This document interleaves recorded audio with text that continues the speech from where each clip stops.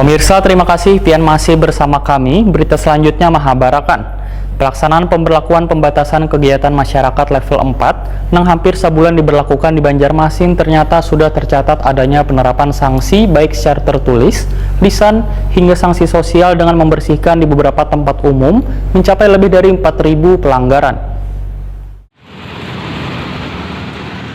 Pelaksanaan pemberlakuan pembatasan kegiatan masyarakat PPKM level 4 yang hampir sebulan diberlakukan di Banjarmasin ternyata sudah tercatat adanya penerapan sanksi baik secara tertulis, lisan hingga sanksi sosial dengan membersihi beberapa tempat umum. Lebih dari 4.000 pelanggaran.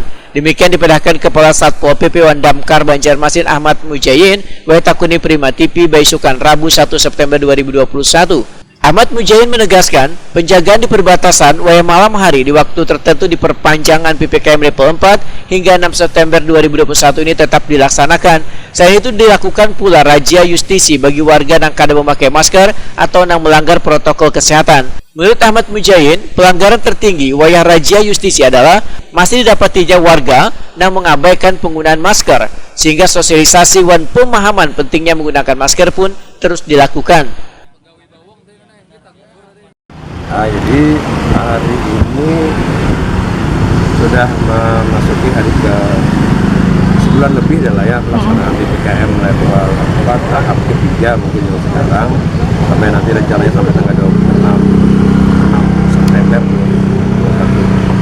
2021. Dari pelaksanaan kegiatan selama ini sudah tercatat di kami ada penerapan sanksi yang kita temukan atas pelanggaran yang terjadi itu lebih dari 4.000 pelanggaran dan sudah kita berikan sanksi baik tertulis, lisan maupun sanksi sosial, dan ada beberapa yang memang di awal-awal itu diberikan sanksi administrasi berupa denda.